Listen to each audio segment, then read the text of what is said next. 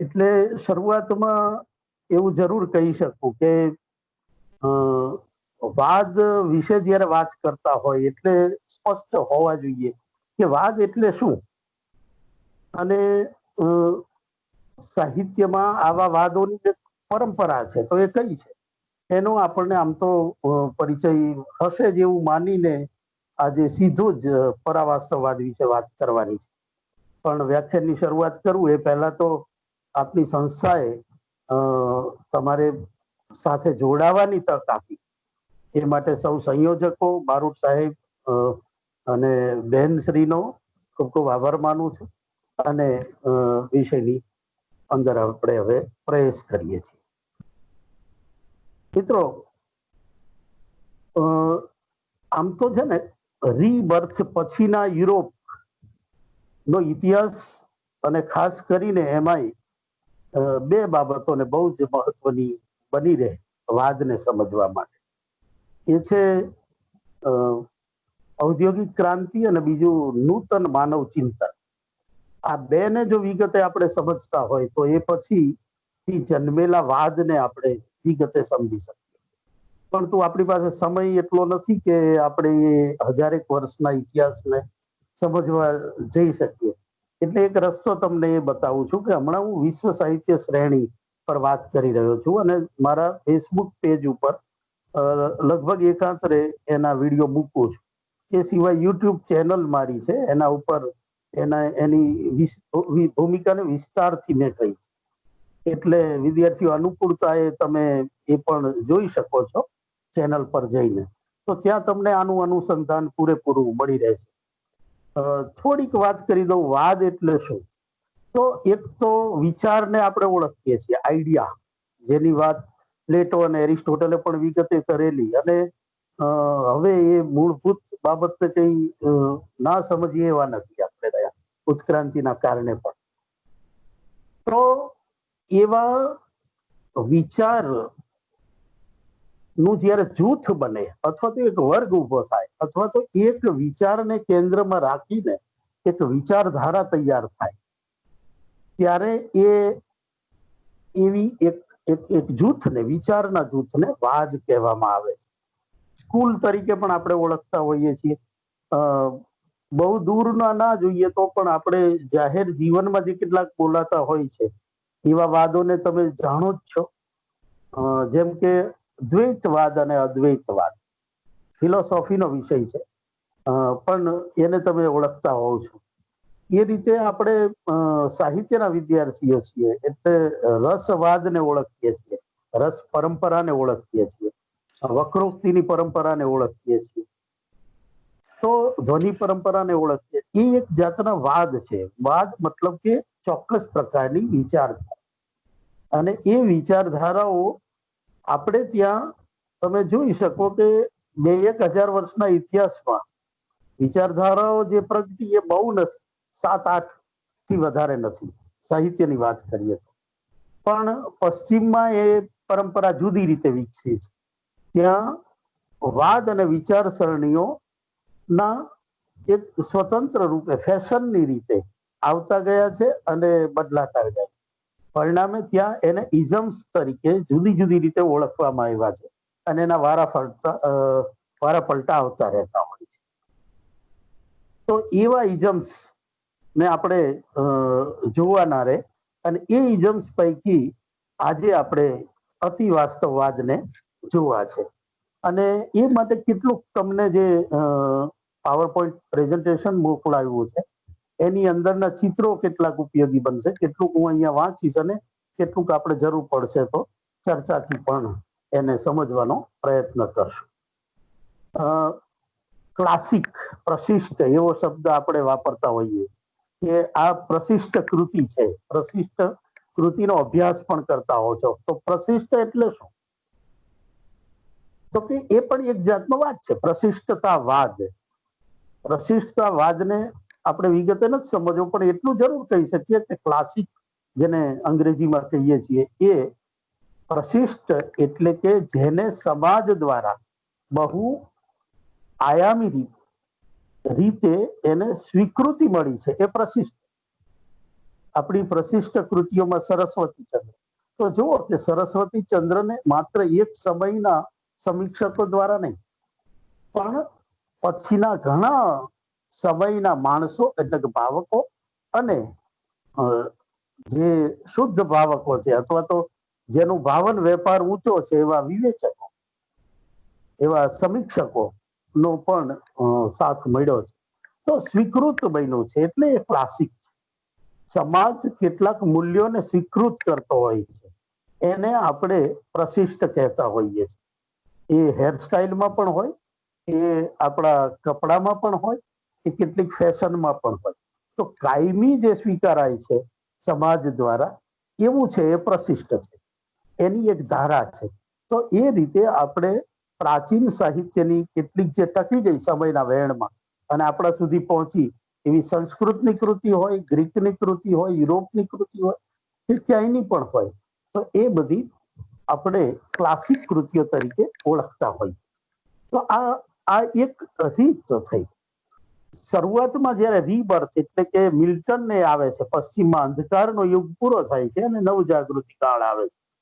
એ ગાળામાં કેટલીક જે ત્રણ બાબતો બની એને આપણે જોયા વિના આગળ નથી ચાલી શકતા. એવી ત્રણ બાબતો એ કે એક તો માનવ શક્તિ, માનવ જે શ્રમ છે એને કેન્દ્રમાં રાખી અને જે સોસાયટી હતી એમાંથી છૂટી અને પહેલી વાર એવું બન્યું કે જુદા ઉપકરણોનો આશ્રય લેતા થયા. એટલે કે પવનની તાકાતનો ઉપયોગ કરતા થયા, જળની તાકાતનો ઉપયોગ કરતા થયા, વરાળની તાકાતનો ઉપયોગ કરતા થયા. તો આના કારણે પહેલી વાર 1000 વર્ષનો, 1000 કે 2000 વર્ષનો જે માનવનો ઇતિહાસ હતો, માનવ શ્રમ કેન્દ્રી હતો. એના કારણે એક શ્રમ કરાવનારો વર્ગ આવેલો અને બીજો શ્રમ કરનાર ગુલામોનો વર્ગ. એમાં પહેલી વાર બદલાવ લાવ્યો આ યાંત્રિકતા. વરાળ યંત્રો શોધાયા, પવન ચક્કીઓ શોધાઈ, એને માણસને બદલ્યું. મારે જે સમજાવવું છે એ સમજાવવું છે કે માણસને વધારે આધુનિક બનાવ્યો. આ એક બહુ જ મોટું આપણો મોટો બદલાવ છે. એમ બીજો મોટો બદલાવ જો કોઈ હોય તો એ છે પ્રિન્ટિંગ મશીનની શોધ. પ્રિન્ટિંગ મશીને કાયાકલ્પ કરી નાખી, એ પણ આપણે જાણીએ છીએ. તો એ કાયાકલ્પ એવી રહી કે જેના કારણે આખી દુનિયાને કોમ્યુનિકેશન માટેનું એક બહોળું મોટું ધીંગું માધ્યમ મળ્યું.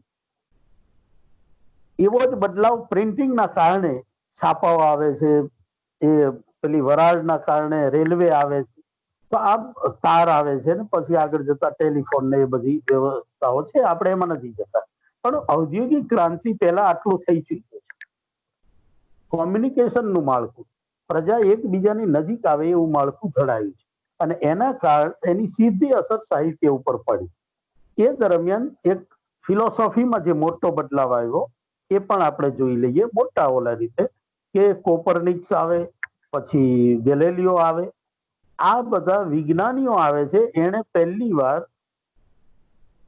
માણસને એ સમજાવ્યું કે પૃથ્વી એ જ આખા બ્રહ્માંડનું સેન્ટર નથી. આખા બ્રહ્માંડનું સેન્ટર હજી મળ્યું જ નથી. પૃથ્વી તો એમાં બહુ નાનકડો ગ્રહ છે. આજે ગૌણ કરી નાખનારી વાત છે માણસને. એને પહેલી વાર પેલા ઈશ્વર વિશેની કલ્પના બદલી નાખી. તો ઈશ્વર પ્રમાણમાં નાનો બન્યો, જે ફિલોસોફીમાં મોટો સદીઓથી. આ મોટો બદલાવ છે ને આને સાહિત્ય અને કલા ઉપર બહુ જ મોટી અસરો પાડી છે. તો આધુનિક માનવના મૂળમાં આવી બે ત્રણ બાબતોને અને એક ત્રીજી જે બાબત મારે કહેવાની છે કે સાયકોલોજી. જે આપણે જાણીએ છીએ કે માનસશાસ્ત્રનો જ્યારથી અભ્યાસ શરૂ થાય છે સિગમન્ડ ફ્રોઈડથી, અને ત્યારથી એણે માનવને જોવા માટેની એક આખી અંદરની નવી દિશા ખોલી. માનવથી 3 વિભાગમાં વહેંચાયેલું છે અને એ 3 વિભાગ બહાર દેખાય છે એના કરતા વધારે છે. આ વાત પહેલી વાર બહાર આવી. આ 3-4 બાબતો એવી બની કે જેણે સાહિત્ય અને બધી જ કલાઓની દિશાને બદલી નાખી. આટલું સમજ્યા પછી આપણે આગળ વધીએ અને શરૂઆતની જે પહેલી સ્લાઇડના ચિત્રો છે, જેમાં પેલા 2 બાળકોને પાંખો લગાવેલી છે, એ તમે જોશો તો ખ્યાલ આવશે કે એ પ્રશિષ્ટ આપણી એક હિરોઇઝમની કલ્પના હતી એક સમયે. તમે જો પશ્ચિમમાં જેને રંગદર્શી સમય કહીએ છીએ, અથવા તો જેને આપણે કોલોનિયલ કાળ છે, અને એમાં વિક્ટોરિયન યુગ તરીકે પણ ઓળખીએ છીએ, શૈલી અને વર્ડ્સવર્થનો જે સમય છે, એ ગાળામાં જે સુષ્ટુ અથવા સુકુમાર કવિતાનો એક આખો યુગ છે એ છે. અને એ પ્રકારની આ રોમેન્ટિક ગાળો છે. હજી ઉપલો વર્ગ છે, ધનિક વર્ગ કલાઓના કેન્દ્રમાં છે. એના બદલે રિયાલિસ્ટિક એપ્રોચ દાખલ છે. એનું કારણ એ છે કે એ દરમિયાન, એટલે કે 19મી સદી દરમિયાન ઉદ્યોગ ધંધાઓ સ્થપાવવાની શરૂઆત થઈ. શહેરો મોટા બનતા ગયા, મિલો આવી, કારખાનાઓ બનતા ગયા, યંત્રો મોટા મોટા આવતા ગયા. એની અસર એવી પડી સાહિત્ય પર, સમાજ પર, અને એ સમયની જીવન દ્રષ્ટિ ઉપર, કે જેણે પહેલી વાર ઘણા બધા નવપ્રસ્થાનો કર્યા, અને પહેલી વાર મધ્યમ વર્ગને અને નિમ્ન વર્ગને કલાઓના કેન્દ્રમાં સ્થાન મળ્યું. અને એના કારણે રિયાલિસ્ટિક, વાસ્તવવાદી વિચારધારા અમલમાં આવે છે. જેવું છે એવું. તો પરાવાસ્તવવાદને સમજતા પહેલા આપણે થોડોક પરિચય વાસ્તવવાદનો કરી લેવો જોઈએ. વાસ્તવવાદના જે મહત્વના મુદ્દાઓ છે એ પણ તમને એમાં આપેલા છે. વાસ્તવવાદી આલેખનનો તો આગ્રહ આપણે જાણીએ છીએ કે છેક પ્લેટો એરિસ્ટોટલથી હતો જ, પણ એના સ્વરૂપો દર વખતે બદલાતા આવ્યા, સમયે સમયે બદલાતા આવ્યા છે. શેક્સપિયર જે પ્રકારના વાસ્તવનું આલેખન કરે છે, એ પ્રકારનું વાસ્તવ હવે લોકોને આદર્શ અથવા તો થોડુંક રોમેન્ટિક લાગે છે, અને એના બદલે નક્કર વાસ્તવને જોવાનો આગ્રહ વધે છે.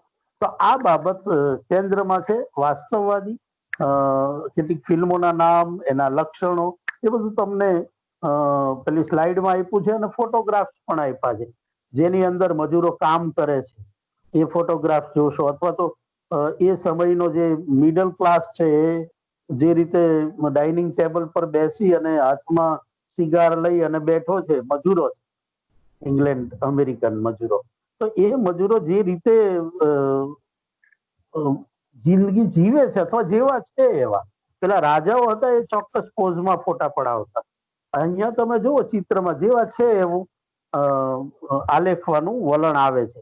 તો આ ચિત્રકારો વધારે ને વધારે રિયલિસ્ટિક બને છે. તસવીરો પણ એવી છે, ફિલ્મો પણ એવી છે, અને એ રીતે સાહિત્યમાં પણ પહેલી વાર મધ્યમ અને નિમ્ન વર્ગની સમસ્યાઓ એના સાચા અને ઉઘાડા સ્વરૂપે આવી. તો આ વાસ્તવવાદી આલેખનની વાત થઈ.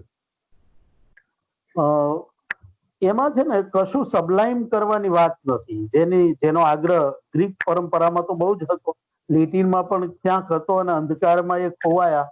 પછી જે પુનર્જાગરણ થયું, અને મિલ્ટન હોય કે શેક્સપિયર, તમને થશે કે પશ્ચિમના સાહિત્યની કેમ વાત, પણ આપણે ઇઝમ્સની વાત કરવી છે, એટલા માટે પહેલા એ અનુસંધાન જોડી આપીએ, અને ત્યાર પછી આપણે ગુજરાતી સાહિત્ય સંદર્ભે એની થોડીક વાત કરવાના છીએ.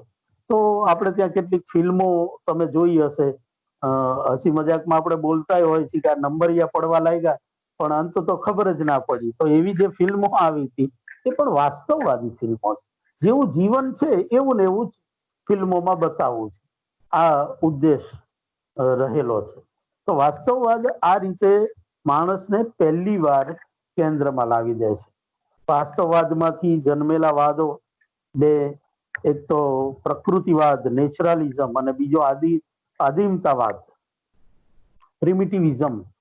એ બધાની વાત પેલી સિરીઝમાં હું કરું છું, એટલે જેને રસ હોય એ પાછા ત્યાં જઈ અને એ વાદના અનુસંધાન મેળવી શકશે, અથવા તો એ વાદ વિશે જાણી શકશે. પણ આપણે આ દરમિયાન જે બીજી વાત કરી, કે એક આ ઔદ્યોગિક ક્રાંતિની વાત કરી, અને બીજું જે નૂતન માનવ ચિંતન, મેં કીધું એમ કે માનવ જાત ગૌણ બની પહેલી વાર. ગૌણ બની શું કામ? તો કે પૃથ્વી જયારે ગૌણ હોય, પહેલા તો એવું જ માનતા રહ્યા છીએ આપણે, આપણા ધર્મ ગ્રંથો પણ એવું જ કહેતા રહ્યા, ગીતાજી હોય કે કુરાન હોય કે બાઇબલ હોય, એ બધામાં ઈશ્વરે નું પહેલું સંતાન માનતા રહ્યા છીએ માનવને. પછી ખબર પડી કે આપણને ખબર નથી, પણ આપણે તો પૃથ્વી બહુ નાનકડો ગ્રહ છે, એની ઉપર પણ અનેક દેશો છે, અનેક પ્રજાઓ છે, અને એમાંય આપણે સાવ એક નાનકડા શહેરમાં નાનકડા ઘરમાં રહેતા એક નાનકડો જીવ છીએ. આવી જ્યારે ખબર પડી, ન્યૂનતાની ખબર પડી, ત્યારે પહેલી વાર એને પોતાના અસ્તિત્વના કેટલાક પ્રશ્નો ઉઠ્યા છે. અને એમાંથી જન્મેલું જે નૂતન માનવ ચિંતન છે એ જન્મવાના કારણો પણ છે. તમે જો ઝારનો અંત જોશો અને રશિયન ક્રાંતિને જોશો કે કઈ રીતે ઝાર શાસનનો અંત લાવે છે અને મજૂરો જે રીતની ક્રાંતિ કરે છે, લોહિયાળ ક્રાંતિ, સમાજના કાર્લ માર્ક્સની અસર છે, સમાજવાદી અસરો છે. તો કાર્લ માર્ક્સ પણ એક મોટું પરિમાણ લાવે છે અને એ જ રીતે ડાર્વિન પણ એક મોટું પરિમાણ આપે છે કે આપણે કોઈ સીધા ટપકી પડેલા નથી. ઈશ્વરે આદમ અને ઈવે સફરજન ખાધું અને માનવજાત આવી છે એવું નથી. ઉત્ક્રાંતિમાં આપણે પણ ઘડાવું પડ્યું છે બીજા જીવોની જેમ. આ વાત આપણને ડાર્વિને સમજાવી અને કાર્લ માર્ક્સે પહેલી વાર એ સમજાવ્યું કે કોઈ પણ જો નેચરલ રિસોર્સિસ સમાજને આપતો હોય તો એ વર્ગ મજૂર વર્ગ છે. સમાજ જે સુખ કે ભૌતિક વસ્તુઓનો ઉપયોગ કરે છે એના પાયામાં જો કોઈ હોય તો એ મજૂર વર્ગ છે. અને એ મજૂર વર્ગ જો વધુ પામતો ના હોય એવી જો સમાજ વ્યવસ્થા હોય તો એ નકામી છે. મૂડીવાદી વ્યવસ્થાનો વિરોધ કાર્લ માર્ક્સે ફિલોસોફિકલી કર્યો અને એના કેટલાક, એ મૂળે તો અર્થશાસ્ત્રી પણ એને સમાજશાસ્ત્રને બદલી નાખ્યું અને જીવન જીવવાની આપણી ઘણી બધી આજની જે શૈલી છે એની ઉપર એનો માર્ક્સનો પ્રભાવ છે.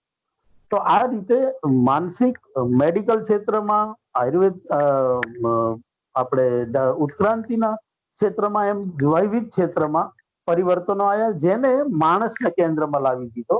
પહેલા માણસના બદલે જીવ, જગત ને ઈશ્વર એવા 3 બિંદુઓ ફિલોસોફીના હતા અને ઈશ્વર વિશે વધારે વિચાર હતો. એના બદલે માણસ વિશે વિચારવાની શરૂઆત થઈ ગઈ. આઈ થિંક ધેરફોર આઈ એમ. આ જે કેન્દ્રમાં આવે છે કોઈ, અને ખબર પડી, તમે વિશ્વયુદ્ધો વખતે જે રીતે કત્લેઆમ થઈ છે, જે રીતે માણસો મર્યા, જેને કોઈ લેવા દેવા જ નથી. જામનગરના સૈનિકો હોય, પંજાબના સૈનિકો હોય, એ જઈ અને યુરોપના કોઈ દેશમાં કોના માટે લડે છે પોતે એ પણ ખબર ના હોય અને મરે. આવી સ્થિતિ સર્જાઈ છે. અનેક એટલો મોટો અત્યાચાર છે, એટલો મોટો સંહાર છે કે એ માણસો ડઘાઈ જાય છે. અને ત્યારે પેલું થાય કે નથી ગીતાનું વચન પાળવા આવ્યા, નથી એ કુરાનનું વચન પાળવા આવ્યા, કે નથી બાઇબલનું. ઈશ્વર ક્યારેય આવ્યો નહીં. એટલે ધર્મ ગ્રંથો, ચર્ચનું પ્રભાવ ઘટે છે. માણસ વિચારતો થાય છે કે કોઈ મદદે આવતું નથી ઈશ્વર, આપણે જાતે જ આપણી મદદ કરવાની છે. આ વાતનું યુરોપને ભાન થાય. એમાં ઘણું બધું જવાબદાર છે પણ સમયના અભાવે એ બધું છોડી દઈએ છીએ. એટલે હદ સુધી વિચાર આવ્યો છે કે શૂન્યતાનો ભાવ આવી જાય.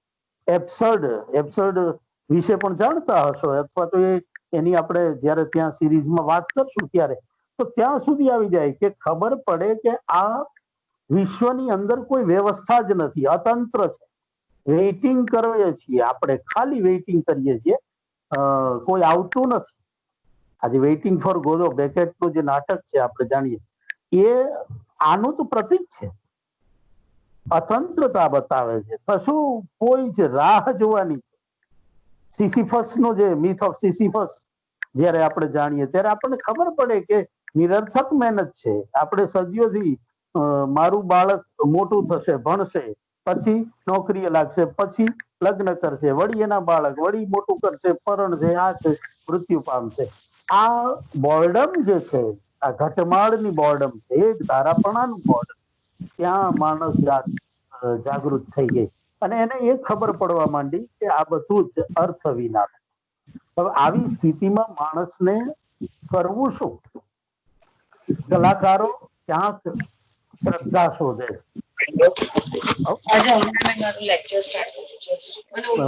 સીધી વાત છે કે એને શ્રદ્ધા ક્યાં બેસવાની છે? પોતાને જે હાથવગો હથિયાર છે, માધ્યમ છે, એમાં શોધે છે.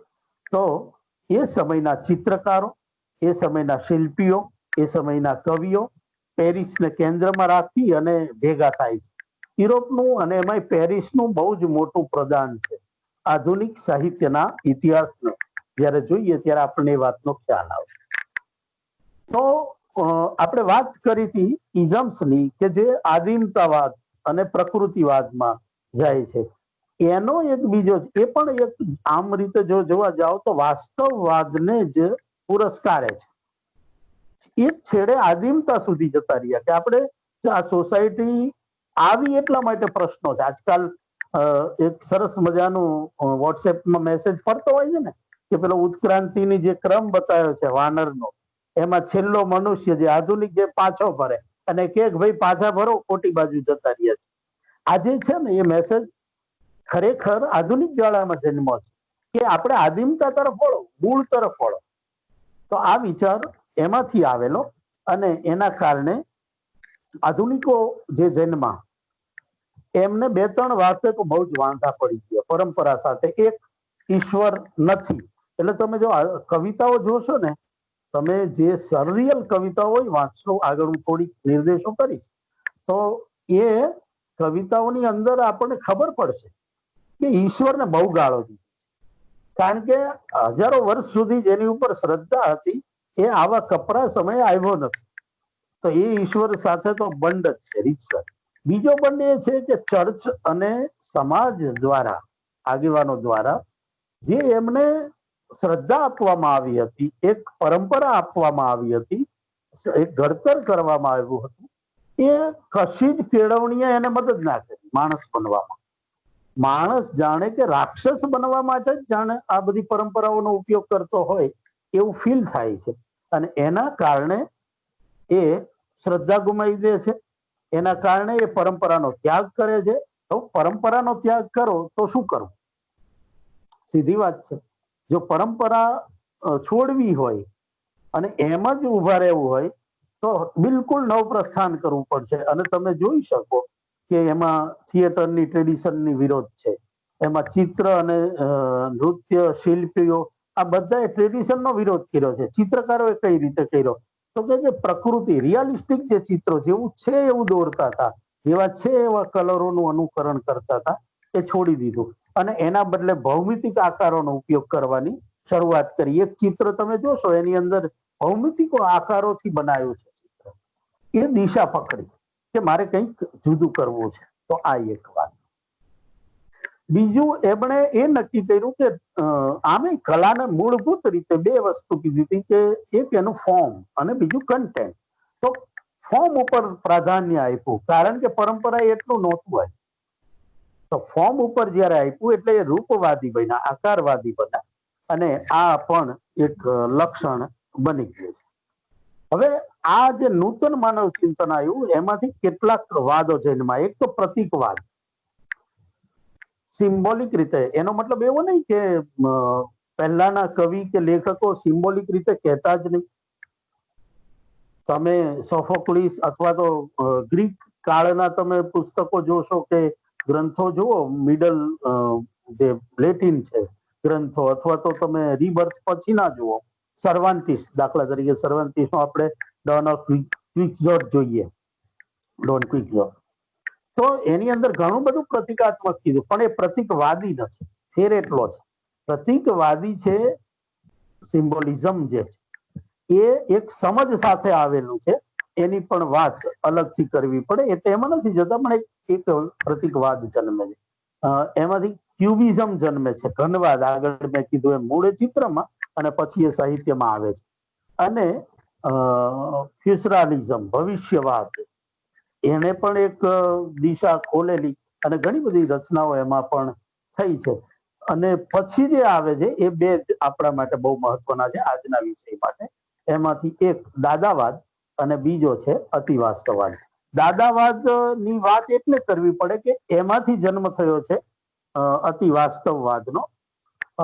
દાદા ડીએ એ પેલું બરફ કાપવાનો જે છરો હોય એ કોષને મારી અને કરવામાં આવેલું નામાભિધાન, કોઈ અર્થ વિના. આપણે ગુજરાતીમાં દાદાઓ બિલકુલ અનુકૂળ બેસે એવો છે, પણ મૂળે એનો અર્થ એવો નથી.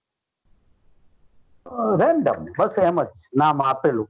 મૂળ તો એ એટલી હદે વિરોધી થાય છે પરંપરાના, એટલી હદે વિરોધી થાય છે કે એમના જે પ્રદર્શનો થયા, ચિત્ર પ્રદર્શનો થયા, એ ચિત્ર પ્રદર્શનો અને એક્ઝિબિશન જે બધા થાય છે એની અંદર એ કમોડ લઈ આવે, દુર્ગંધથી મળમૂત્રથી ભરેલું કમોડ સીધું પ્રદર્શિત કરે. તમારે જો કે જીવનમાં બધું સારું સારું તમે જોયું કલાઓમાં, આ પણ વાસ્તવ સીધું આ રીતે લાવ. બંડખોર વૃત્તિ, પરંપરાગત એવી નઈ ભાષા વાપરવી, એવી નથી તો એમણે કોઈ જાતની શૈલીઓ અપનાવવી, તો એમણે સાહિત્યના લગભગ એક અંગને ઉપર બંધ કર્યો છે. તો આવા દાદાવાદીઓ જે પ્રવૃત્તિ કરે છે એનાથી યુરોપમાં ખાસી હલચલ મચે છે, યુરોપ અને ઇંગ્લેન્ડમાં, અને એની અસરો અમેરિકન સાહિત્ય ઉપર પડી. એ જે થાય છે એની અસરો વિઘાતક છે. એમાં લોકોને અશ્રદ્ધા છે, બધું જ બરાબર છે, પણ કશુંક તો મળવું ને જોઈએ ને. કલાનું કામ શું છે? તો કે પૂર્તતા કરે છે. કલા ખાલીપાને ભરી આપે છે. ભલે એ અશ્રદ્ધામાંથી જન્મેલી હોય, પણ એ જો ખાલીપાને ના ભરતી હોય તો કઈ રીતે ચાલે? દાદાવાદીઓ એ શરતને પૂરી નથી કરી શકતા, અને એટલે જ દાદાવાદીઓમાંથી આંદ્રે બ્રેન્તો અલગ પડે અને એક નવા વાદની સ્થાપના કરે છે, જેનું નામ છે અતિવાસ્તવવાદ. આટલી ભૂમિકા પછી અતિવાસ્તવવાદ વિશે આપણે વાત કરવાના છે. દાદાવાદીઓ મેં કીધું એમ દાદાગીરી ઉપર જ ઉતરી આવેલા, અને એમણે બેફામ રીતે કવિતા નથી કરવી તો શું કરવું, એનો કઈ જવાબ એમની પાસે નથી. એટલે કે જાણે કે એમના માટેનો રસ્તો જ બંધ થઈ ગયો છે. તો એ રસ્તાને ખોલવા માટે આ આંદ્રે બ્રેન્તોએ મેનિફેસ્ટો જાહેર કર્યો, અતિવાસ્તવવાદ. અને એમણે કેટલીક બાબતોને નકારી અને સાથે સાથે કેટલીક બાબતોનો સ્વીકાર કર્યો. પહેલી વાત, આંદ્રે બ્રેન્તો છે એ હેલો આંદ્રે બ્રેન્તો છે એ અવાજ આવે છે સર? જી હા, આંદ્રે બ્રેન્તો એ માનસ શાસ્ત્રનો અભ્યાસી મૂળે, અને એના કારણે એને વધારે રસ પડ્યો છે માનવ જાતના માનવ ચિત્તના જે અચેતન મન છે, જેની રમણાઓ જાગૃત મન કરતા વિશેષ છે, એમાં આ વાત ઉપર મુખ્ય ફોકસ છે અતિવાસ્તવવાદ. એટલે કે આમ જોવા જાવ તો ફ્રોઇડિઝમ જે છે, ફ્રોઇડે મનોવિશ્લેષણવાદ આપેલો, અને એણે તો ગ્રીકની અને શેક્સપિયરની કૃતિઓને લઈને પોતાના સિદ્ધાંતોના દ્રષ્ટાંતો આપેલા. એટલે કે પોતે જે સિદ્ધાંતો સ્થાપવા હતા એ સ્થાપવા માટે સાહિત્ય કૃતિઓનો આશ્રય લીધેલો. એ જ પરંપરામાં આ આગળ વધે છે, અને થોડુંક વધારે વ્યાપક રીતે એને કેન્દ્રમાં લાવે છે સાહિત્યના. તો આ દાદાવાદીઓમાંથી જ અલગ પડેલા આંદ્રે એ મેનિફેસ્ટો આપ્યો, અને એને સેન્ટરમાં માનસ શાસ્ત્રને લાવી દીધું. આ એક મુદ્દો ખાસ સમજવા જેવો છે. હવે માનસ શાસ્ત્રને લાવવા પાછળનું કારણ શું? તો તમે જુઓ કે આગળ આપણે વાત કરી કે અહીંયા કવિઓ છે, નાટ્યકારો છે, ચિત્રકારો છે, સંગીતકારો પણ એમની સાથે છે, નૃત્ય ના નિષ્ણાતો પણ, આ બધા કલાકારોનું જૂથ છે. ઇતિહાસમાં આપણે ત્યાં આ પ્રકારનું સહિયારું સર્જન જુદી રીતે થાય છે, જુદી રીતે થયું હશે, પણ એમાંથી કોઈ આ પ્રકારનું પરિણામ આવ્યું હોય એવું કોઈ ઇતિહાસની ઘટના નથી. અને યુરોપમાં પણ તમે જુઓ તો આ પહેલા આટલું સહિયારું નથી.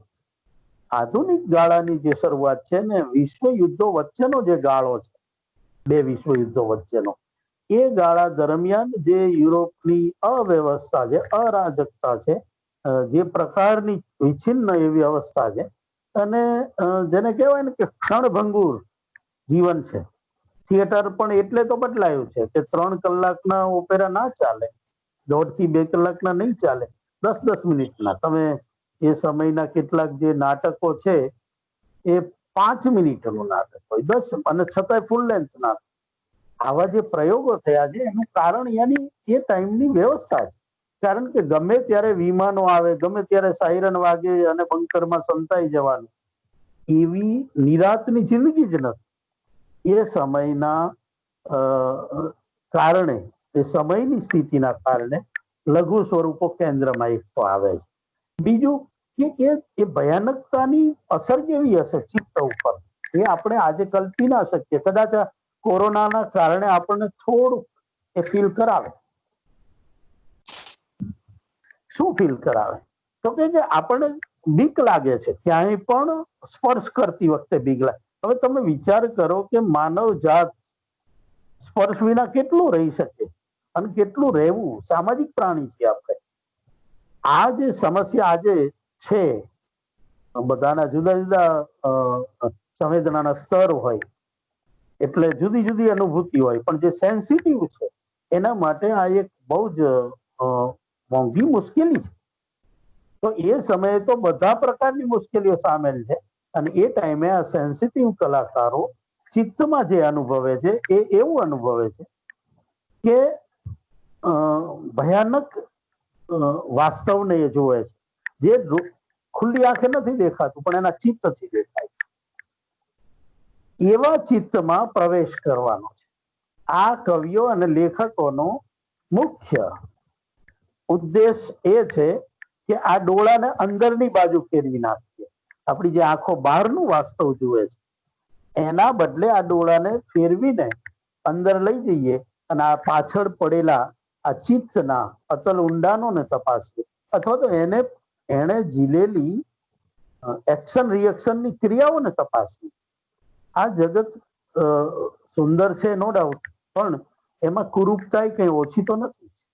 અને એની જે શંકા આશંકાઓ જે છે આપણા ઘડતર દરમિયાન મળેલી, એ આપણા સ્વપ્ન અવસ્થામાં ક્યાંક ને ક્યાંક પ્રગટતી હોય છે. એવી અવસ્થાને સાહિત્યમાં આલેખવાનો પહેલો ઉદ્દેશ એમણે સ્વીકારી લીધો. અતિ વાસ્તવવાદના કેન્દ્રમાં આ બાબત છે. એણે ઓલું જે એટલે એક અર્થમાં જોવા જાવ ને તો વાસ્તવવાદનું આ એક્સટેન્શન જ છે, પણ સૂક્ષ્મ રૂપે છે. વાસ્તવવાદ જે જગતના બાહ્ય વાસ્તવને તાકતો હતો, એના બદલે આ ચિત્તના વાસ્તવને તાકે છે. તો જે ફેર પડ્યો છે, આટલો ફેર પડ્યો છે કે એણે માનવ ચિત્તની રમણાઓને, માનવ ચિત્તમાં જન્મતા આઘાત પ્રત્યાઘાતોને અને એની અંદર જે રૂપો છે, એટલે તમે ચિત્રોને હવે જો જોશો સમાંતરે, આ જ્યારે હું વાત કરું છું ત્યારે જો તમે જોશો તો ખ્યાલ આવશે કે એની અંદરની ભૂમિ આપણે સ્વપ્ન આવે ત્યારે જોતા હોઈએ કે એમાં જગ્યા ક્યાંક આપણે જોયેલી હોય, પાત્રો કોઈ જુદી જ જગ્યાના હોય, સમસ્યા વળી કંઈક જુદી જ હોય, અચાનક આપણે સફાળા જાગી જઈએ, કંઈક ડર લાગે, કોઈક એવા ચહેરાઓ દેખાય જે વાસ્તવમાં નથી અને છતાંય આપણા ચિત્તમાં છે. તો આ જે ચિત્તમાં છે એનું આલેખન પહેલી વાર આ ગાળાના સાહિત્યમાં અને ખાસ કરીને અતિવાસ્તવવાદીઓએ આલેખવાની શરૂઆત કરી. એટલે આ વાસ્તવનું આમ જોવા જાવ તો સૂક્ષ્મ અને ગહન રૂપ છે. દબાયેલી વાસનાઓ,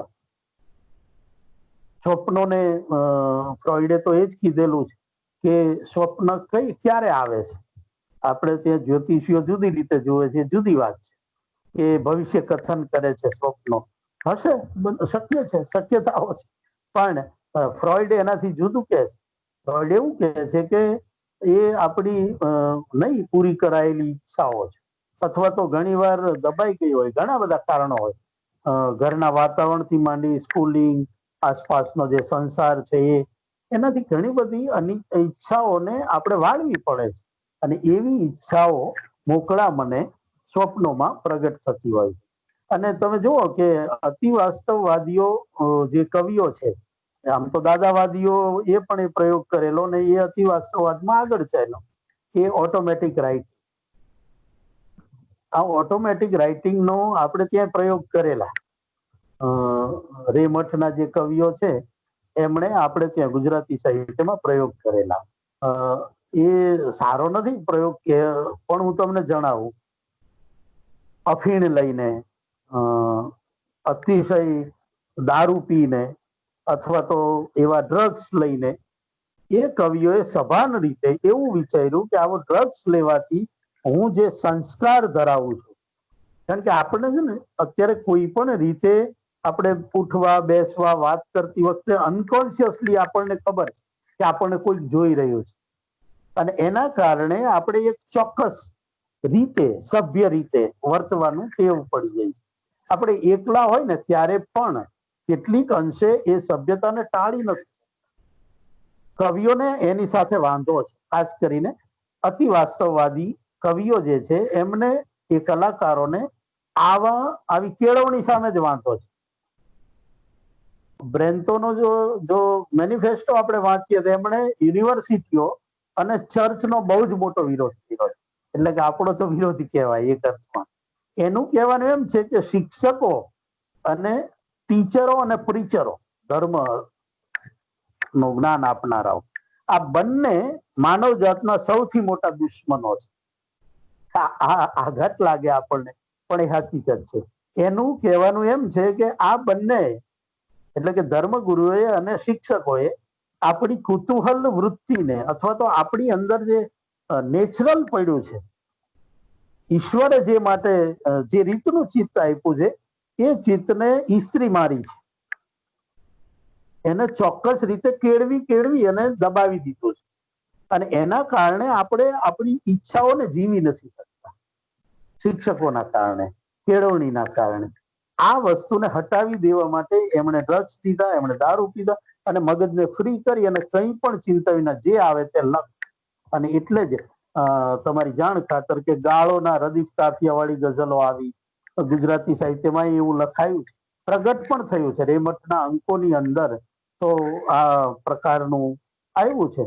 તો એમણે મૂળ વાત એ છે કે મન ઉપરના નિયંત્રણોને હટાવી દો અને આલેખન કરો. તો આ એની લાક્ષણિકતા છે. એ તાર્કિકતાની ના પાડે છે, એ મૂલ્યોની ના પાડે છે, શાસ્ત્રોની ના પાડે. જે પણ માણસોને સારા સંસ્કાર આપવાના નામે ઇસ્ત્રી મારે છે અથવા તો ચેનલાઇઝ કરે છે, એનો અતિ વાસ્તવવાદીઓને વાંધો છે. આ વાંધાઓને જો આપણે સમજી લઈએ તો અતિ વાસ્તવવાદ સમજવો બહુ અઘરો રહેતો નથી.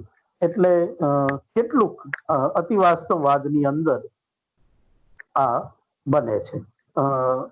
આંદ્રે બ્રેન્તો, લુઈ આરોગા, પોલ એલવાર, ક્રિસ્ટા જારા, આ બધા નામ તમને આપ્યા છે, અને એ તમે જરા જોઈ લેજો. એની અંદર આપણે જે ગુજરાતીની વાત કરી છે એમાં ગુલામ મોહમ્મદ શેખ ની કવિતાઓ ની 2 રચનાઓના અંશો તમને આપ્યા છે. તો એ ઉપરાંત ગુજરાતીની અંદર સરરિયલ કવિ તરીકે જેનું નામ જાણીતું છે, સીતાંશુ મહેતા અથવા સીતાંશુ યશસ્ચંદ્ર ઓળખે, એમની કવિતાઓ કમનસીબે હું આજે એમનો સંગ્રહ ના મેળવી શક્યો. એ સિવાય વાર્તાઓમાં આપણે ત્યાં સુરેશ જોશી, કિશોર જાદવ જોતો તો ત્યારે મને મળ્યું કે બક્ષીની વાર્તામાં છે. બક્ષી નહીતર આધુનિક ગાળાના અને આપણા મોટા વિવેચક વાર્તાકાર, પણ બક્ષીએ પણ એના ઘણી જગ્યાએ પરાવાસ્તવવાદી આલેખનો કર્યા છે. તો એમની વાર્તાઓ પણ આપણને મળે છે. ઘનશ્યામ દેસાઈની કાગડો વાર્તા, એક જ સંગ્રહ આપો પણ ક્યારેય ના ભૂલી શકાય એવી સમર્થ વાર્તાઓ એમણે આપી. તો એમની વાર્તાઓમાં મળે છે. સુમનભાઈ નો જે પહેલો વાર્તા સંગ્રહ અવર શું કે લૂપ નામનો જે વાર્તા સંગ્રહ છે, એની જે વાર્તાઓ છે એની અંદર પણ તમને પરાવાસ્તવવાદી આલેખન મળશે. એ સિવાય મધુરાએ જે હરિયા કથાઓ આપી છે એની અંદર પણ તમને એ દેખાશે. ભલે એમનો પ્રયોગ જુદી રીતના છે, પણ એમણે આ બધા દ્વારા એવું આલેખન કર્યું છે જે ચિત્તની અંદર હોય, ખાસ જો જેને રસ છે વધારે એમણે વાંચવા જેવા એ કિશોર જાદવ. કિશોર જાદવની રિક્ત રાગ અને નિશાચર આ બંને રચનાઓ જો વાંચશો તો એમાં જે સ્વપ્ન દ્રશ્યો આપ્યા છે એ પરાવાસ્તવવાદના ઉત્તમ નમૂના છે. ગુજરાતી આ ખાસ વાંચવા જેવા છે, રિક્ત રાગ અને નિશાચક્ર. એ સિવાય રાધેશ્યામ શર્માની ફેરો નવલકથા, એની અંદર પણ સ્વપ્ન દ્રશ્યોની ટેકનિક અપનાવી છે અને જે આલેખન કર્યું છે એના નાયકના ચિત્તનું આલેખન છે. એક બાજુ એ બ્રાહ્મણી સંસ્કાર અને બીજી બાજુ જે પ્રકારનું એનું જાતીય શોષણ, હોમોસેક્સ્યુઅલ શોષણ એ થતું હોવાના કારણે જે પ્રકારની સંકુલતા ચિત્તમાં અનુભવે છે એ સંકુલતા અતિ વાસ્તવવાદી આલેખન નો એક ઉત્તમ નમૂનો તરીકે આપણને મળે. સ્વપ્ન તીર્થ એ પણ જોવા જેવું છે એમની રચના. અસ્થિ શ્રીકાંત શાહની આ પણ આ એંગલથી તમે જોઈ શકો. કેટલાક નાટકોમાં દાખલા તરીકે સુભાષ શાહ, બહારના પોલાણ અને એમનો અને બીજો સંચય નામનો જે એમનો એકાંકી સંગ્રહ છે એમાં અઘરું છે. નાટક જેવા સ્વરૂપમાં અતિ વાસ્તવવાદી આલેખન કરવું પ્રમાણમાં અઘરું છે, પણ ઘણા સંવાદોમાં તમને એ પ્રકારનું આલેખન જોવા મળે. ઇન્દુ પુવારે પણ એ પ્રયત્ન કરી જોયા છે. આ રમેશ પારેખ કવિ તરીકે છે, પણ એમની વાર્તાઓમાં તમે જોશો તો સરસ મજાના અતિ વાસ્તવવાદી આલેખનો એમનામાં જોવા મળે છે. રમેશ પારેખ ને સમાંતરે રાવજીના કવિતાઓમાં ઘણી બધી જગ્યાએ છે અતિ વાસ્તવવાદી આલેખનો. તો આધુનિક ગાળામાં ઘણા બધા લોકોએ આ પ્રકારનું આલેખન જાણે અજાણે કર્યું છે, જેની અંદર માનવ ચિત્તની સ્વપ્ન અવસ્થા અથવા તો માનવ ચિત્તની દબાયેલી ઈચ્છા વાસનાઓ નું આલેખન હોય. તો આ પ્રકારના આલેખનો આવા ગુજરાતી લેખકોમાં જોવા મળે છે. મને લાગે છે કે એક દારૂ બોલ્યા પછી તમને પેલા કઈ પ્રશ્ન હોય અથવા તો તમારી ડિઝાઇન મને ખબર નથી, તો જે પ્રકારનું હોય તો એ આગળ સૂચવો, પછી આપણે એ રીતે જઈએ. જરૂર લાગશે તો કોઈક અંશો વાંચવા હશે તો પણ એ તૈયારી છે. જી સાહેબ, આપ પૂરું કરો. છેલ્લે છે ને પ્રશ્ન પૂછવામાં આવશે એવી રીતના છે કે કોઈને બી પ્રશ્ન હશે તો એ પૂછશે. તો આપ ચાલુ રાખો. તો હું સુરેશભાઈની બહુ જ જાણીતી વાર્તા, સુરેશ જોશી, એનો અંશ વાંચું, જેથી આપણે કોઈને પ્રશ્ન થાય કે આમાં કઈ રીતે અતિ વાસ્તવવાદી આલેખન છે તો આપણે સીધું એના વિશેની વાત કરી શકીએ. બરાબર છે. દેશ આખો તો સરકારી સમય પ્રમાણે ચાલે છે. મારી બારીમાંથી ટાવરનું ઘડિયાળ દેખાય છે, પણ એક સવારે એના એક કાંટા ઉપર એક અજાણ્યા પંખીને જોઈને હું છળી મળ્યો. કાંડા ઘડિયાળ હું રાતે પણ પહેરી રાખું છું, પણ આજકાલ એ લોકો આંકડા લખવાને બદલે માત્ર ટપકા મૂકે છે. આથી થયેલા 6:30 પણ મને દેખાયા 5:30. ઊંઘ નહોતી આવતી, તોય 1 કલાક બાકી છે એમ માનીને પડ્યો રહ્યો. ત્યાં બારીમાંથી પ્રભાતની ટસર દેખાય, હું સફળ ઊભો થઈ ગયો. ઉતાવળમાં રેઝરમાં બ્લેડ મૂકવી જ ભૂલી ગયો ને દાઢી કરવા માંડી. ગરમ ચા પીવા જતા જીભ દાજી ગઈ.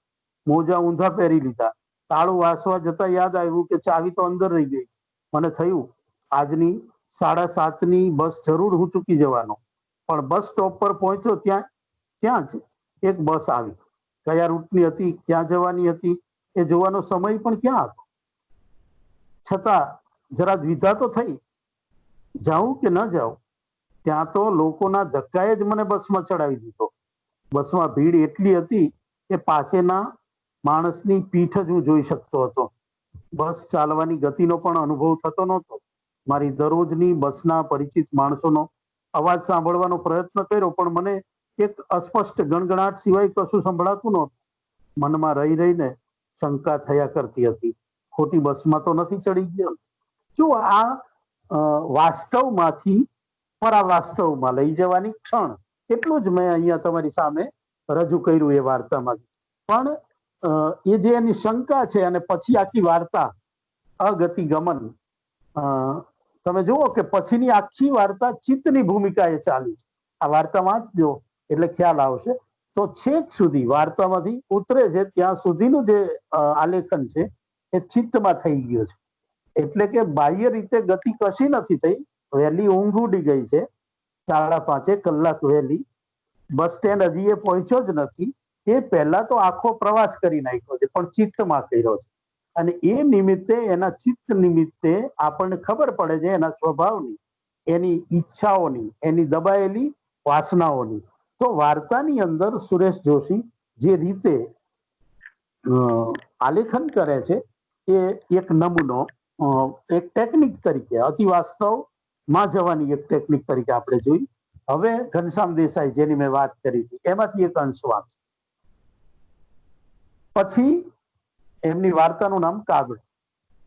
પછી ધીમેથી મારી આંખો સામે તાકતો તાકતો મારા ઘૂંટણ પરથી કૂદીને મારી દૂંટી પર એક પગે બેઠો. કાળા રંગના બ્રહ્મા મારી દૂંટીમાંથી ન ફૂટી નીકળ્યા હોય એમ એ ઘડીક સ્થિર થઈ ગયો. પછી ચાંચ ઊંચી કરી આકાશ ભણી તાકી રહ્યો. પછી એકદમ નીચું જોઈ પટક પટક એને પાંસળીઓ પર ચાંચ ઘસવા માંડી. મેં જોયું કે એની ચાંચ બીજા કાગડાઓ જેવી સીધી નહોતી, પણ છેડેથી સર્જનની કાતરની જેમ થોડી વળેલી હતી. હવે એની આંખ આજુબાજુ ફરતી થઈ ગઈ. એને નજર મારા પર ઠેરવી. ખૂબ દાહક હતી એ નજર. એની આંખમાં કશાક ભાવ ભૂલાવે એવા આકર્ષણને લીધે હોય, કે પછી ઘેન ચડાવે એવા કેફી તત્વોને લીધે હોય, કે પછી સતત ઈજા કરી બેસશે એવા ડરને લીધે હોય. પણ ઘણી મહેનત કરવા છતાં હું બીજે ક્યાંય ન જોઈ શક્યો. ધીમે ધીમે હું એની આંખોમાં ખોવાતો ગયો. જુઓ તમે, આ પેલા નારાયણની દૂંટીમાંથી નીકળતા બ્રહ્મા સાથે એ કાગડાને સરખાયો, અને છતાંય અહીંયા આલેખન જુદા પ્રકારનું છે. મિથને એટલે કે પૂરા કલ્પનને કઈ રીતે અત્યારના કલ્પનમાં વાપરવું છે, કોઈ અર્થઘટનમાં નથી જવું. એ તો ખાલી ક્રિયા જ બતાવે, અને છતાંય એ કાગડો નથી રહેતો. સ્વપ્ન કશોક જુદો અર્થ આપે. આપણા ચિત્તની અંદર કશુંક આવો ભય, આપણા જે સપનાઓ આવતા હોય એવા ભયને, અને છતાંય આ બધું વાસ્તવિક પણ છે. આપણે એવું ના કહી શકીએ કે ના આવું કઈ તો થતું હશે, આ થાય છે. તો સાહિત્યમાં એક છેડો જે સદીઓથી ચૂકાઈ જવાતો, આધુનિકોને કાયમ એવું લાગ્યું છે કે આપણે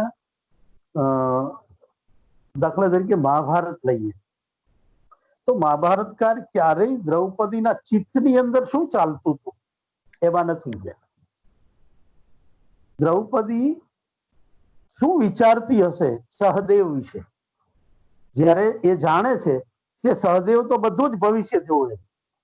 હવે જે બધું જ ભવિષ્ય જોતો હોય એવો પતિ એના પડખામાં હોય, અને જ્યારે વસ્ત્રાહરણની ઘટના બને ત્યારે દ્રૌપદીને પ્રશ્ન નહીં થયો હોય એના પતિ પ્રત્યે, પણ મહાભારતકાર એ વિશે ચૂપ.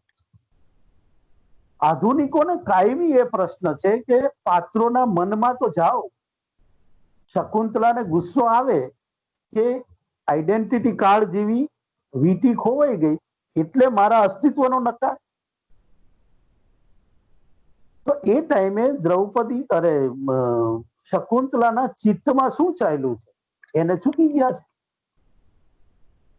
તો અતિ વાસ્તવવાદીઓ એ જે ચૂકાઈ ગયેલું છે એવા ચિત્તને આલેખવાનો પ્રયાસ કરે છે. તો આ રીતે એક અજાણી દિશા પકડાય છે અતિ વાસ્તવવાદીઓ દ્વારા, અને એ આધુનિકતાનું મોટું લક્ષણ. બનવું નામની વાર્તામાંથી એક અંશ વાંચ. ખિસ્સામાં પડેલા ફૂલનો સતત અનુભવ તને ઝીણી મૂંઝવણમાં સપડાવીને રીબાવશે. રમેશ પારેખનું ગદ્ય છે. ખિસ્સામાં પડેલા ફૂલનો સતત અનુભવ તને ઝીણી મૂંઝવણમાં સપડાવીને રીબાવશે. આંખોમાં અવળ સવળ સાપોલિયા ફરશે, હાથ વારે વારે ખિસ્સા તરફ વળશે, તેરવા ફૂલને અડશે, તારું રૂહાટું રૂહાટું મહેક મહેક થઈ જશે, ખિસ્સામાં રાતે આવેલું સપનું છે એવો રોમાંચ તને થયા કરવાનો. રસ્તે જતી પ્રત્યેક વ્યક્તિ તારા ખિસ્સામાં ફૂલ છે એમ જાણે છે એવું માનીને તું સતર્ક થવાનો. દરેક ચહેરો ધારદાર સર્ચલાઇટમાં ફેરવાઈ જતો લાગશે. એથી તારા ખિસ્સામાં પડેલું ફૂલ નજરાઈ રહ્યું છે એમ થવાનું. ફાળ પડવાની, ફૂલ કરમાઈ જશે એવી ફાળ પડવાની. એ કરમાઈ જાય એ પહેલા ચિત્રાના વાળમાં મૂકી દેવા માટે તું વ્યગ્ર થઈ ઉઠવાનો. તારા પગના વેગમાં આવેગ ભળી જવાનો. જુઓ, આ તમેની પ્રયુક્તિથી બહુ ઓછી વાર્તાઓ આપણે ત્યાં લખાઈ. આ પ્રયુક્તિ પણ જેમાં પ્રથમ પુરુષ હોય અથવા સર્વજ્ઞ હોય, પણ તમેથી જે વાર્તા શરૂ થતી હોય એ ઓછી. અને એમાં ચિત્તમાં શું ચાલે છે એનું જ આલેખન. આમાં આખી આટલો ફકરો હોય છે, એમાં બાહ્ય ઘટના કશી નથી બની, બસ ચિત્રાને આપવા માટેનું ફૂલ લીધું છે. ઘટના આટલી છે, પણ એ ફૂલને લઈ અને એના ચિત્તમાં શું ચાલે છે એના ઉપર લેખકનું ફોકસ છે. અને એટલે આ વાર્તા અતિ વાસ્તવવાદી વાર્તા બને છે. જે કવિતાઓ આપણે ગુલામ મોહમ્મદ શેખની જોઈ, કે તમે સીતાંશુભાઈની જુઓ, કે લાભશંકર ઠાકરે પણ જે કમોડના કાવ્યો લખ્યા છે, તમે એમના જે નાયકના કાવ્યો છે લઘરાના, એની અંદર પણ ચિત્તની રમણાઓ છે. લઘરો જે અનુભવે છે, લઘરો જે કહેવા માંગે છે એ એના ચિત્તમાં જે ચાલે છે એને આલેખવા માંગે છે. અને એટલે જુઓ, ગાળો આવશે, એમાં આવા સ્વપ્ન દ્રશ્યો આવશે, બીભત્સ પણ આવશે, કુત્સિત પણ આવશે. નિર્બંધ રહેવું છે, સામાજિક વાસ્તવને છોડી અને અંદરના વાસ્તવને આલેખવું છે. કારણ કે આપણે આ ભેજાની અંદર જે નગ્ન છીએ એ ક્યારેય આપણી કોઈ પણ વાણી, વર્તન, કલાઓમાં બહાર લાવતા નથી. આપણે જેવી પેન પકડીએ, કાગળ લઈને બેસીએ એટલે તરત સુસ્તું લખવા માંડીએ છીએ. આપણને ખબર છે કે આનો વાંચનારો વાંચશે ને તો એનાથી હું ઓળખાઈ જઈશ, એટલે આપણે હંમેશા સભાન રીતે લખીએ છીએ. અને એ સભાનતા એટલે પરાવાસ્તવવાદીઓને પૂરો વાંધો છે. એને વાંધો છે આપણી આવી દબાયેલી વાત નથી કરતા એની સામે. મને લાગે છે કે અતિ વાસ્તવવાદ વિશે કંઈક સ્પષ્ટતા થઈ શકી હશે આ વ્યાખ્યાન.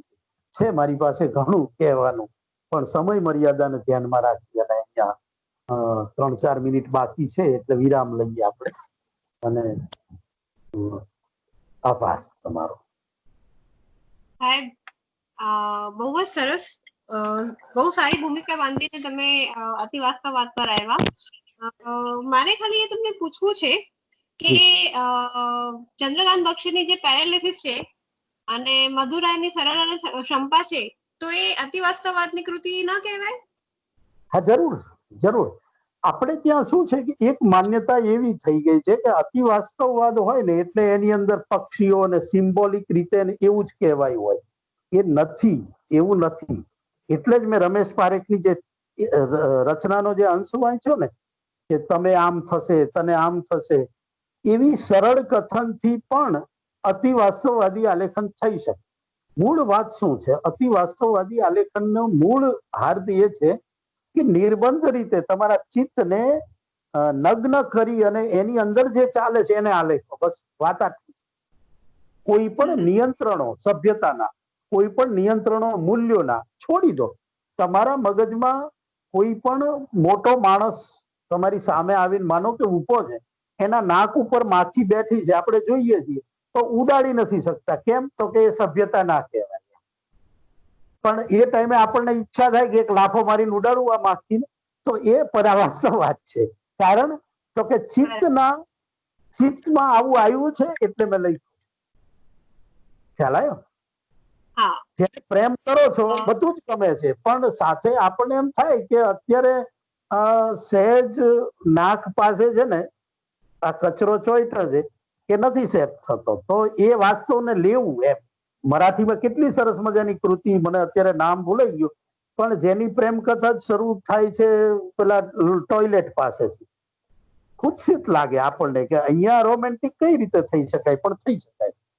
તો આ અતિ વાસ્તવવાદનો બેઝ છે. એના માટે અઘરું આલેખન અથવા તો અતિ સિમ્બોલિક આલેખન એ કઈ અનિવાર્ય નથી. જી, એટલે પેરાલિસિસ એક કૃતિ છે. સાહેબ પહેલા તો એમ કહીશ કે આપ આપનો કેમેરો ઓન કરી દો તો આપનો ફોટો બી લેવાય. અને બીજું હું બહેનો ના કેમેરો ઓન નથી આપનો. ઓ બાપરે, ક્યારથી? ચાલુ થયો ત્યારથી.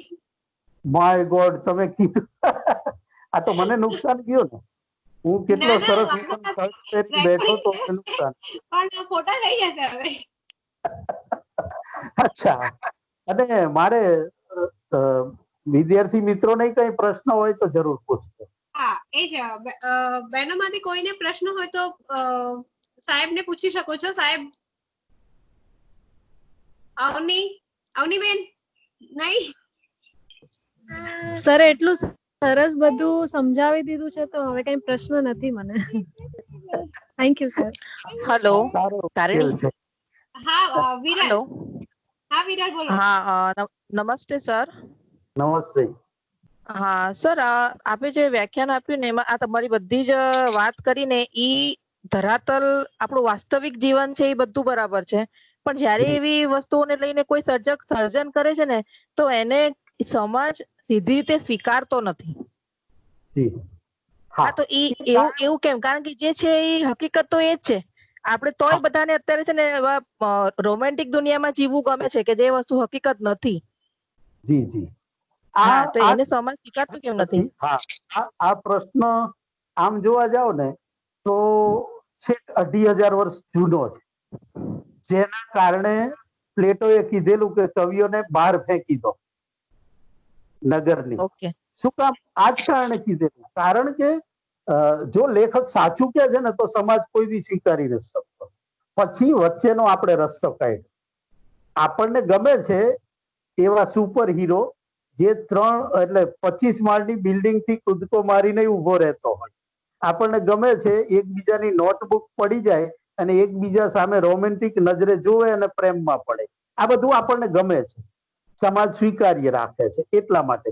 પણ એ જ હીરો હિરોઈનો પ્રેમમાં પડ્યા પછી થોડા જ સમયમાં ઘરમાં કેવા ઝઘડતા હોય છે એનું દ્રશ્ય આપણને નથી ગમતું. એટલે આપણને ફિલ્મોમાં એ નથી બતાવતા, કલાઓમાં નથી બતાવતા.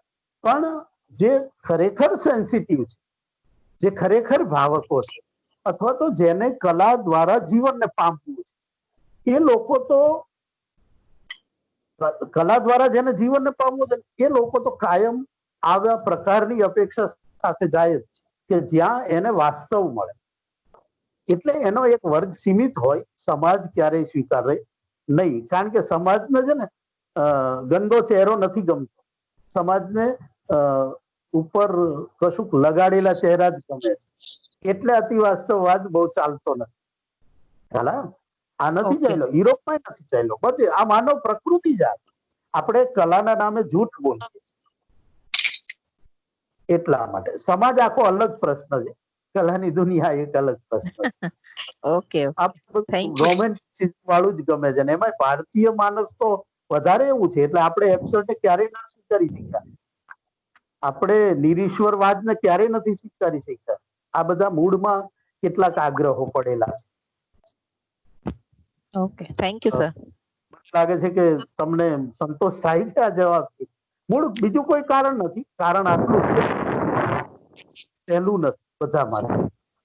એટલે પણ આજે વાત એમ હતી સર કે આજની જનરેશનમાં જે પ્રકારનો અસંતોષ છે ને એ લોકોને જે મગજમાં જે બેસ જે પહેલેથી જ ઊંધો છે ને એને સમજાવવા માટે અને જીવનમાં આવતી મુશ્કેલીઓની સામે ટકવા માટે આ બધી વાસ્તવિકતા જો એમને નજરે ના હોય ને તો એ લોકો સહન નથી કરી શકતા, જેને પરિણામે અત્યારે જે આ સુસાઇડના કેસ વધે છે.